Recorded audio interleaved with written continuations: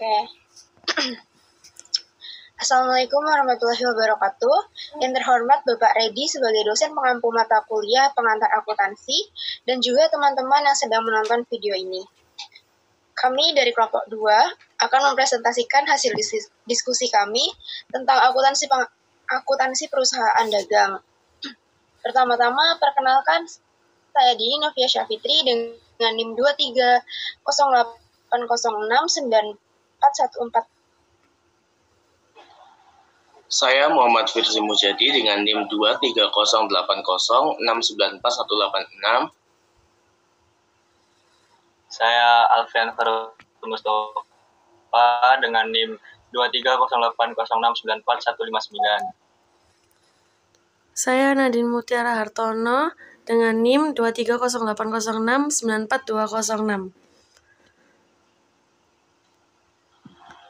Saya Isnaila Cahyani dengan NIM 230806941888.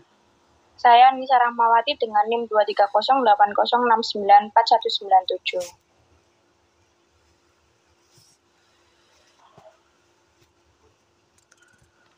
Baik, selanjutnya akan kita mulai dengan pemaparan materi yang pertama.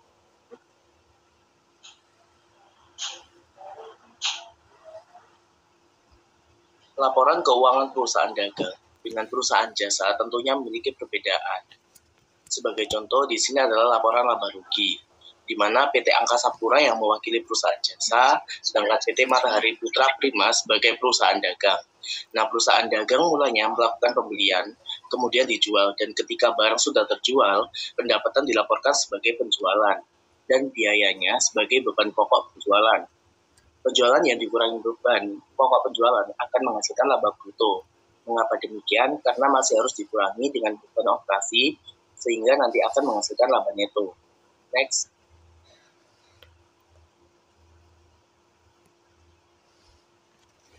Transaksi perusahaan dagang. Sistem untuk akuntansi transaksi dagang ada dua. Yang pertama yaitu perpetual, dan yang kedua yaitu periodik. Dalam perusahaan dagang kebanyakan menggunakan sistem persediaan perpetual. Jadi di sini pada subbab ini saya akan menjelaskan lebih dalam tentang sistem persediaan perpetual, di mana setiap pembelian dan penjualan barang dicatat dalam akun persediaan dan buku besar yang berkaitan. Jadi jumlah barang yang terjual dan yang tersedia untuk dijual dilaporkan dalam secara terus-menerus atau secara perpetual. Sistem ini menggunakan barcode atau kode RFID yang melekat pada produk, yang nantinya kode ini digunakan untuk melihat catatan produk yang terjual dan persediaannya. Transaksi perusahaan dagang ada dua, yang pertama yaitu transaksi pembelian, dan yang kedua yaitu transaksi penjualan. Next. Nah, pada transaksi pembelian dalam sistem persediaan perpetual, pembelian barang dapat dilakukan secara dua metode, yakni secara tunai dan kredit. Nah, secara tunai dapat dilihat pada gambar, di mana yang berkurang yaitu kas. Dan pada kredit,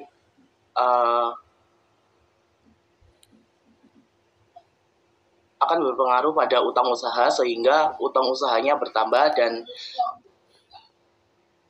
terletak pada kredit. Ya, next.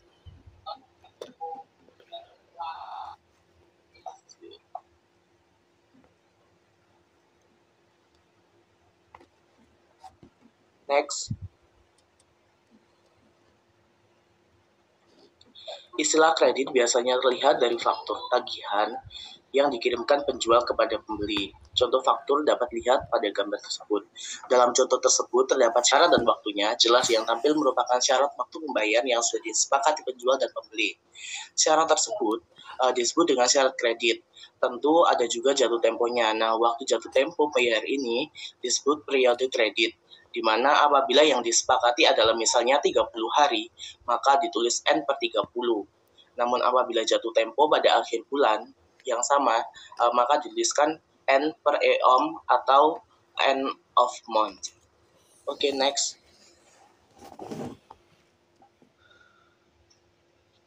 Dalam transaksi pembelian dagang, tentunya terdapat juga diskon suatu barang yang kita beli. Nah, diskon pembelian tersebut artinya yaitu suatu potongan harga yang diberikan oleh penjual kepada pembeli pembeli, baik ketika membeli secara tunai maupun secara kredit. Pembelian secara kredit biasanya diberikan sebuah potongan harga ketika pembeli membayar suatu barang sesuai dengan syarat yang diberikan oleh penjual. Langsung saja ke contoh soalnya untuk lebih memahaminya. Next. Nah, di sini pada tanggal 1 Januari, Raya membeli barang secara kredit seharga 50.000 dan mendapatkan potongan sebesar 20% dengan syarat 2/10 N/30. Apabila Raya melunasi pada tanggal 6 Januari, apakah yang akan terjadi? Sedangkan apabila Raya melunasi pada tanggal 12 Januari, apa yang terjadi? Dan apa sih perbedaannya? Nah, pada syarat yang telah ditetapkan yaitu 2/10 N/30 untuk mendapatkan diskon 20%. Artinya, apabila Raya melakukan pelunasan di 10 hari pertama setelah melakukan pembelian atau setelah faktur tersebut keluar, maka akan mendapatkan diskon sebesar 20%. Nah, di sini dapat ditarik kesimpulan bahwa apabila Raya melunasi pada tanggal 6 Januari akan mendapatkan diskon sebesar 20% dan membayar sejumlah 40.000 saja. Sedangkan apabila melunasi pada tanggal 12 Januari, tidak akan mendapatkan diskonnya karena tidak memenuhi syarat yang berlaku. Next.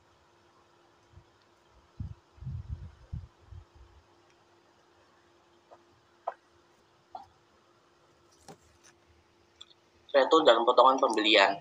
Retur pembelian adalah pengajuan pengembalian barang yang sudah dibeli dan uang yang sudah dibayarkan akan dikembalikan kepada sang pembeli. Untuk dapat lebih memahaminya, langsung saja ke contoh soalnya. Oke, next. Nah, pada tanggal 1 Januari, Raya membeli barang secara kredit seharga 50.000 dan mendapatkan potongan sebesar 20% dengan syarat 2/10 N/30. Nah, pada soal ini, tanggal 5, Raya melakukan retur sebagian barang senilai 10.000. Pada tanggal 6-nya, dia melakukan pelunasan pembeliannya. Di sini, pada tanggal 5, Raya melakukan pengembalian barang senilai 10.000, sehingga hutang Raya menjadi 40.000. Ini dikarenakan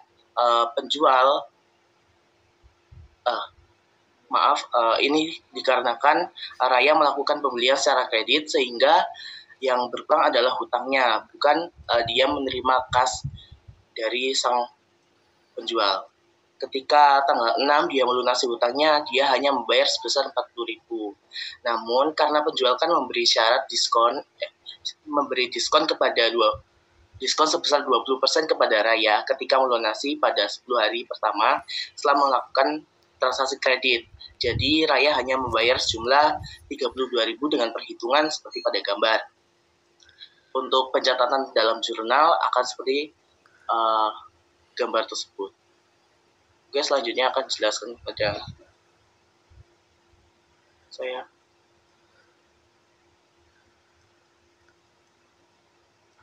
Baik, di sini saya akan menjelaskan tentang transaksi penjualan. Nah, di sini itu transaksi penjualan dalam bisnis itu bisa dapat dilakukan dengan dua bentuk utama seperti tunai dan kredit. Yang pertama itu ada penjualan tunai. Perusahaan dapat menjual barang secara tunai maupun kredit. Penjualan tunai biasanya dimasukkan ke mesin kasir dan dicatat dalam akun-akun. Transaksi penjualan tunai terjadi ketika pelanggan membayar secara langsung dengan uang tunai, kartu kredit atau debit, cek atau bentuk pembayaran lainnya pada saat barang atau layanan dibeli. Yang kedua itu ada penjualan kredit. Perusahaan dapat menjual barang secara kredit. Penjual mencatat penjualan sebagai debit pada piutang usaha dan kredit pada penjualan. Transaksi penjualan kredit terjadi ketika barang atau layanan dibeli oleh pelanggan, tetapi pembayaran dapat dilakukan pada waktu yang ditentukan di masa depan sesuai dengan persyaratan kredit yang disepakati. Lanjut. Yang kedua itu ada diskon pelanggan. Nah, di sini itu seorang penjual dapat memberikan berbagai diskon kepada pelanggan yang disebut diskon pelanggan atau customer diskon.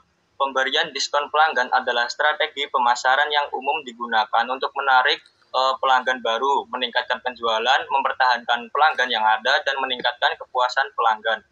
Namun perlu diingat bahwa perencanaan dan pengelolaan diskon harus dilakukan dengan hati-hati agar tidak mengurangi keuntungan secara signifikan atau merusak citra merek perusahaan. Diskon pada umumnya sering disebut diskon penjualan atau sales diskon. mendorong pelanggan untuk membayar lebih awal. Sebagai contoh, penjual dapat menawarkan syarat kredit 2/10, N/30, di mana memberikan 2% diskon penjualan apabila faktur dibayar dalam 10 hari. Apabila lebih dari 10 hari, jumlah faktur akan jatuh tempo dalam 30 hari. Lanjut. Yang ketiga itu ada retur dan potongan pelanggan. Nah, barang yang sudah terjual dapat dikembalikan oleh pembeli kepada penjual atau retur. Dikarenakan barang rusak selama pengiriman, cacat, atau tidak memenuhi ekspektasi pelanggan, penjual dapat menurunkan harga awal barang atau allowance dari perspektif penjual. Pengembalian dan potongan ini disebut retur dan potongan pelanggan atau customer return and allowance, atau sering disebut retur dan potongan penjualan. Ketika mengelola retur dan pemotongan pelanggan, penting untuk berkomunikasi dengan pelanggan secara jelas dan transparan. Memahami alasan dibalik retur dan pemotongan pelanggan dapat membantu perusahaan meningkatkan layanan, mengurangi retur di masa depan, dan mempertahankan hubungan baik dengan pelanggan. Lanjut. Yang keempat itu ada ongkos kirim. Nah, pembelian dan penjualan seringkali termasuk ongkos kirim. Syarat penjualan menunjukkan kapan kepemilihan atau jenis dan kendali barang diserahkan kepada pembeli. Titik menentukan pihak pembeli atau penjual yang harus membayar ongkos kirim atau transportasi cost. Kepemilikan barang dapat beralih kepada pembeli saat penjual mengirim barang ke perusahaan pengangkut atau ekspedisi. Dalam kasus ini, syarat yang dikatakan FOB atau free on board, titik pengiriman FOB shipping point. Syarat ini berarti bahwa pembeli menanggung ongkos kirim dari pengiriman atau pabrik ke tujuan akhir. Biaya ini menjadi bagian dari keseluruhan biaya pembelian, persediaan pembeli, dan harus ditambahkan ke dalam biaya persediaan dengan mendebit persediaan. Mungkin itu saja yang bisa saya sampaikan. Selanjutnya akan disampaikan oleh rekan saya. Baik, yang selanjutnya adalah transaksi persediaan. Untuk transaksi persediaan itu ada 2 tipe seperti yang dijelaskan oleh teman kita Firzi. Nah, untuk contohnya itu ada seperti ini. CV Anugrah menjual barang secara kredit kepada CV Berkah senilai 11.500.000 dengan syarat 2/15 N/30. Beban pokok penjualan sebesar 6.900.000. Nah, lalu kita disuruh untuk membuat ayat jurnal untuk CV Anugrah dan CV Berkah untuk penjualan dan pembayaran ketika jatuh tempo. Untuk ayat jurnal CV Anugrah, piutang usahanya dapat kita masukkan di debit. Dengan piutang perusahaan dengan nominal 11.500.000 dikurangi dengan 11.500.000 dikali 2%. Sama dengan 11.270.000. Untuk penjualannya, kita masukkan kredit dengan nominal yang sama. Lalu beban pokoknya kita masukkan 6.900.000 dan persediaan dagangnya kita masukkan kredit dengan nilai yang sama. Lalu kasnya kita masukkan debit dengan nilai 11.270.000 dan piutang usahanya kita masukkan di kredit senilai 11.270.000. Terus untuk ayat jurnal CV Berkahnya, persediaan dagang sama seperti yang di awal, 11.500.000 dikurangi 11.500.000 kali 2%. Sama dengan 11.270.000 itu dimasukkan di debit dan piutang usahanya masuk kredit dengan nominal yang sama. Lalu piutang usaha CV Anugrah masuk debit lagi dan kasnya dimasukkan ke kredit. Next slide.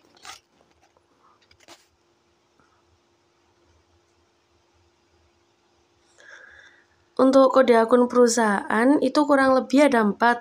Yang pertama 115 untuk persediaan, yang kedua 410 penjualan, yang ketiga 510 beban pokok penjualan, dan yang keempat 523 ongkos kirim penjualan. Next slide. Nah, di sini ada pajak dagang. Untuk perusahaan dagang itu biasanya dikenakan pajak pertambahan nilai. Jadi untuk nilai pajak pertambahan nilai itu tergantung dari UUD KUP. Misal untuk tahun 2022 ini kan berlaku 11% gitu. Nah, ini ada contoh soal.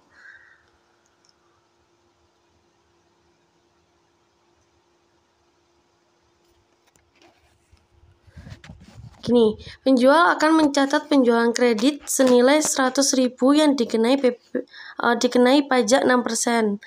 Nah, di sini ada contoh contoh jurnalnya. Piutang usahanya itu berarti 106.000 karena pajaknya kan 6%. 6% kali 100.000 itu 6.000. Lalu untuk penjualannya, maaf kepotong, itu jadi kredit 100.000 dan untuk utang pajak penjualan faktur nomor 339-nya juga dikredit 6.000. Nah, lalu saat penjual setor ke DJP atau Direktorat Jenderal Pajak, itu dimasukkan utang pajak penjualannya debit, kasnya kredit. Kasnya ini untuk pembayaran pajak penjualan yang dipotong selama bulan Agustus. Next slide.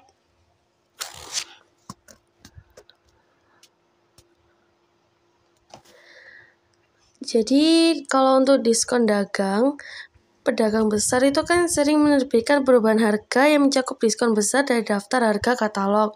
Di samping itu, pedagang besar dapat menawarkan diskon khusus bagi kelompok pembeli tertentu seperti badan pemerintah atau pedagang lain yang membeli dalam jumlah besar, atau biasa kita sebut grosir.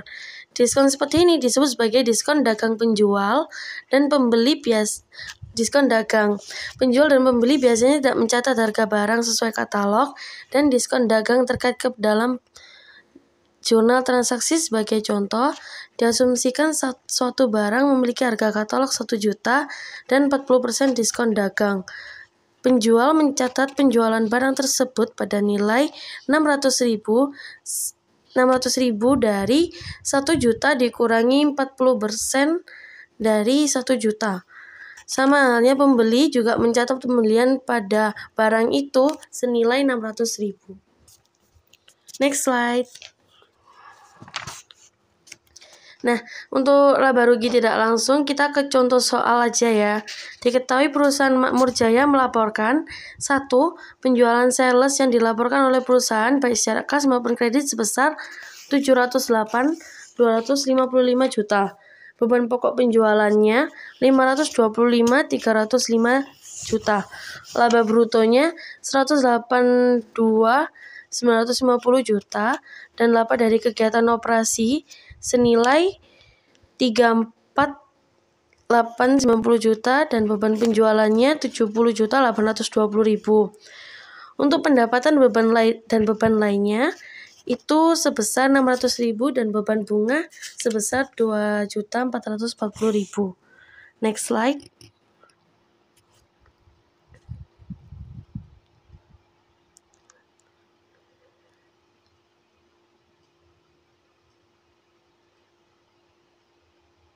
Next slide. Nah, ini adalah contoh penjualan dari laporan laba rugi tidak langsung.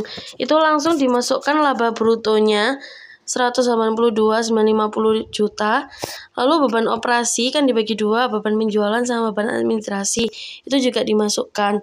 Lalu total beban operasinya kan 105. Jadi laba operasinya itu 182 dikurangi 105-nya ini 77.240. Lalu dimasukkan lagi laba dari kegiatan operasinya 77.240.000. Lalu kan ada pendapatan sewa Makmur Jayanya 600.000.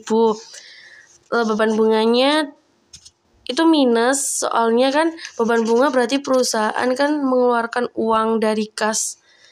Jadi pendapatan beban lainnya itu minus 1.840.000, sehingga laba neto yang diperoleh perusahaan adalah 75.400.000. Next slide. Untuk selanjutnya dijelaskan oleh rekan saya. Selanjutnya yaitu laporan laba rugi bentuk langsung atau single step income statement. Mengurangkan secara langsung jumlah seluruh beban dari jumlah seluruh pendapatan, atau dengan kata lain, bentuk langsung menekankan pendapatan dan beban sebagai faktor dalam menentukan laba bersih. Kekurangan bentuk ini adalah laba bruto dan operasi tidak tersedia. Nah, pada contoh di bawahnya ini, pada laporan laba rugi bentuk langsung untuk solusi net, jadi itu langsung pendapatannya dimasukkan, lalu dikurangkan dengan beban. Next slide.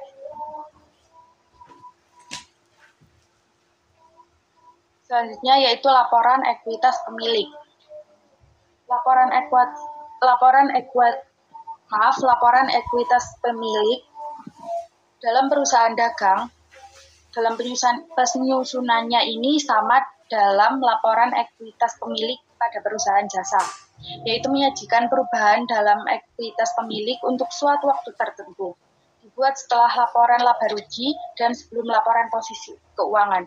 Jadi, laporan ekuitas pemilik ini bisa dikatakan sebagai penghubung laporan laba rugi dengan laporan posisi keuangan. Di bawahnya yaitu contoh laporan ekuitas pemilik untuk solusi net. Next slide.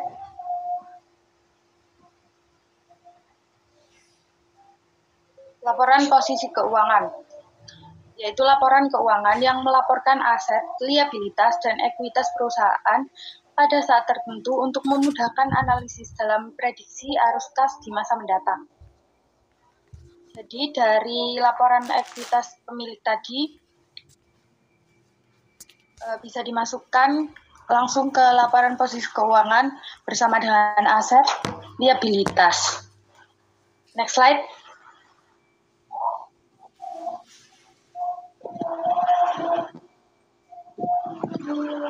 Ayat jurnal penyesuaian untuk kehilangan persediaan.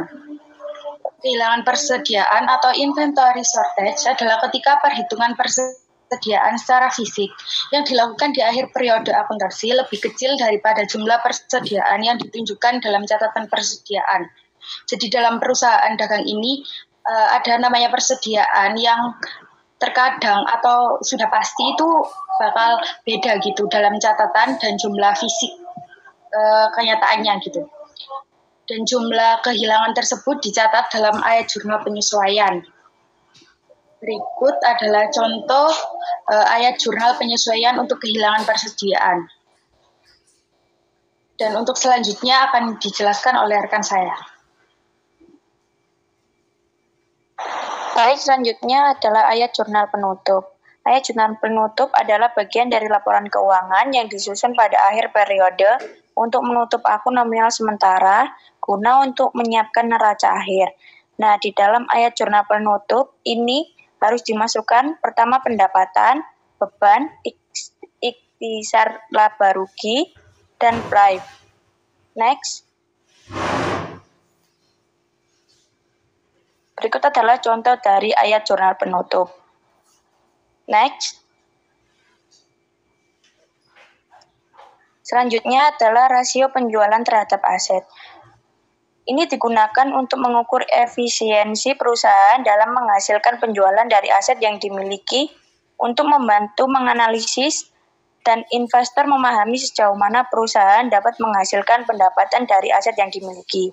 Nah, cara untuk menghitung rasio penjualan terhadap aset ini adalah membagi antara pendapat dengan total aset rata-rata. Next.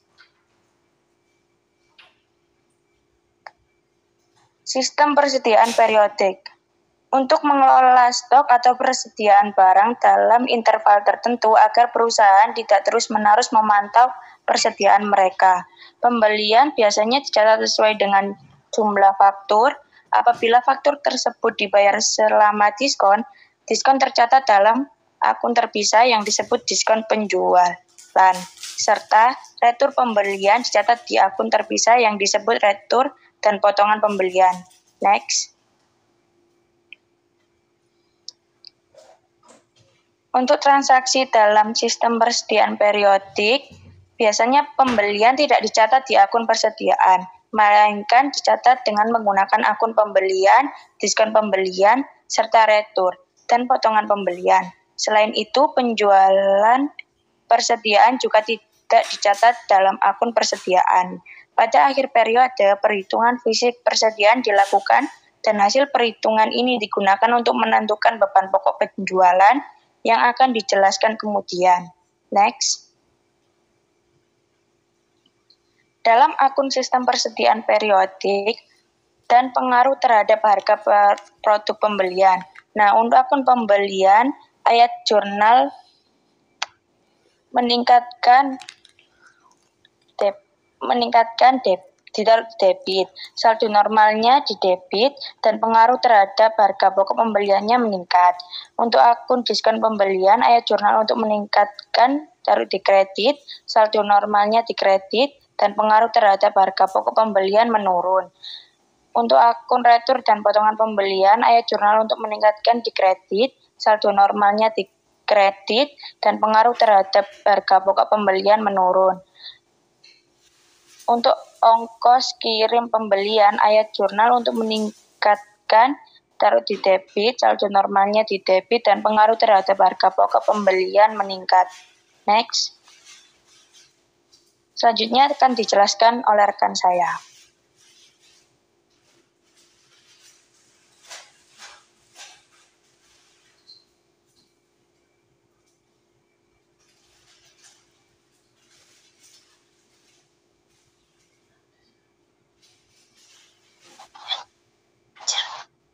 Selanjutnya, itu ada proses penyesuaian sistem persediaan periodik. Nah, cara untuk ada perbedaan antara sistem periodik dan sistem perpetual. Nah, yang pertama itu ada sistem periodik. Perhitungan fisik persediaan akhir dibandingkan dengan jumlah dalam buku persediaan, sehingga selisihnya merupakan jumlah kehilangan persediaan. Nah, dicatatnya itu sebagai beban pokok penjualan di debit dan persediaan di kredit. Selanjutnya ada sistem perpetual. Akun persediaan tidak selalu diperbaharui untuk tanggal pembelian dan penjualan, sehingga kehilangan persediaan tidak dapat langsung ditentukan, tetapi dimasukkan secara tidak langsung dalam beban pokok penjualan. Nah, kekurangannya bisa di next slide. Next, Pak, tolong. Selanjutnya, jika sistem persediaan periodik digunakan, maka beban pokok penjualan dihitungnya itu seperti ini, seperti contoh, pembelian itu sebesar, persediaan pada tanggal 1 Januari 2017 itu sebesar 59.700.000 dengan pembelian 521.980.000, kemudian dikurangi dengan retur dan potongan pembelian sebesar 9.100.000 dan diskon pembelian 2.525.000.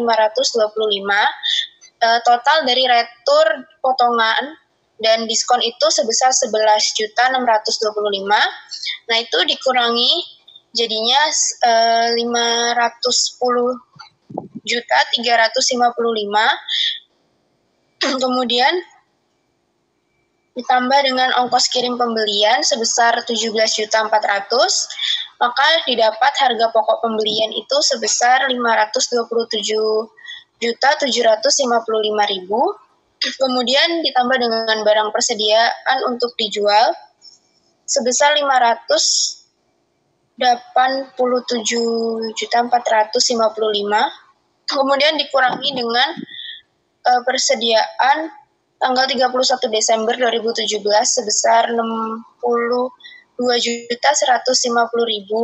sehingga didapat beban pokok penjualan sebesar 525.305.000. Boleh next?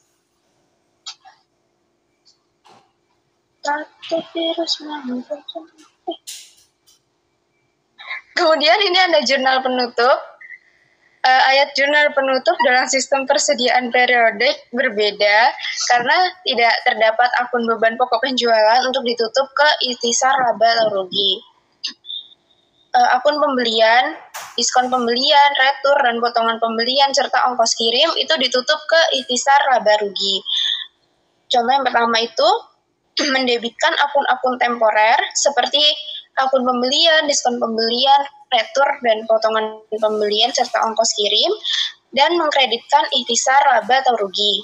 Yang kedua, mengkredit akun temporer seperti beban, dan mendebit ikhtisar laba atau rugi.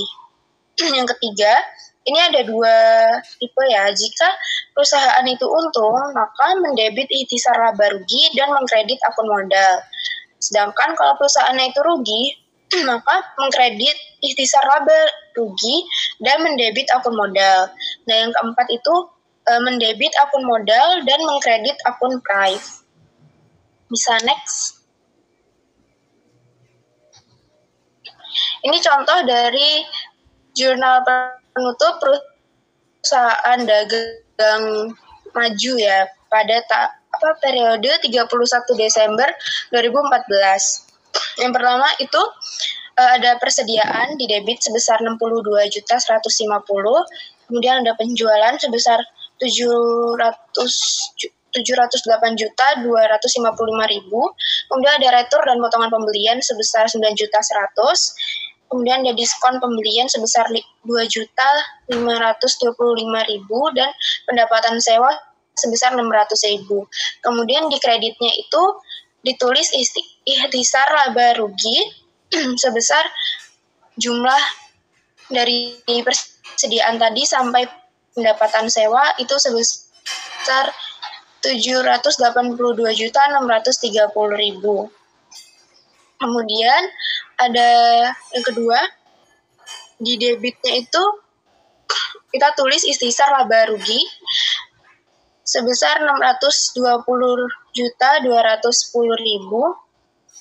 dengan rincian di kredit itu ada pembelian sebesar 521.980.000, kemudian ada ongkos kirim pembelian sebesar 17.400.000, beban gaji sebesar 53.430.000, kemudian ada beban iklan 10.860.000, kemudian ada beban penyusutan sebesar 3.100.000, kemudian ada beban pengiriman sebesar 2.800.000, beban penjualan lain-lain sebesar 630.000, beban sewa sebesar 8.100.000, dan beban asuransi sebesar 1.910.000. Kebutuhan dari perusahaan dagang tersebut. Bisa di next slide.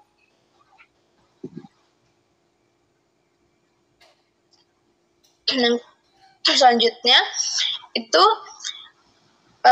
di debit itu ada ikhtisar laba atau rugi sebesar 75.400.000 dan di kreditnya ada modal dari si Kristina ini sebesar 75.400.000.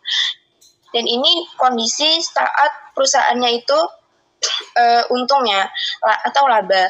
Jika perusahaannya itu rugi, tinggal dibalik aja. Jadi modalnya itu yang didebit dan ikhtisarnya itu yang dikredit dengan jumlah yang sama. Yang terakhir itu ada modal dari si Kristina di debit sebesar 18 juta dan di kreditnya itu ada price dari si Kristina sebesar 18 juta. Bisa next.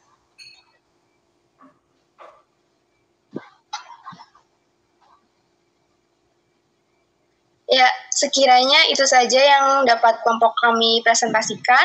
Jika ada yang kurang jelas atau ada yang ingin ditanyakan, bisa untuk menanyakan di kolom komentar. Dan apabila ada kesalahan atau kekurangan, mohon maaf, bisa dikoreksi di kolom komentar juga. Terima kasih. Jangan lupa untuk di like, subscribe.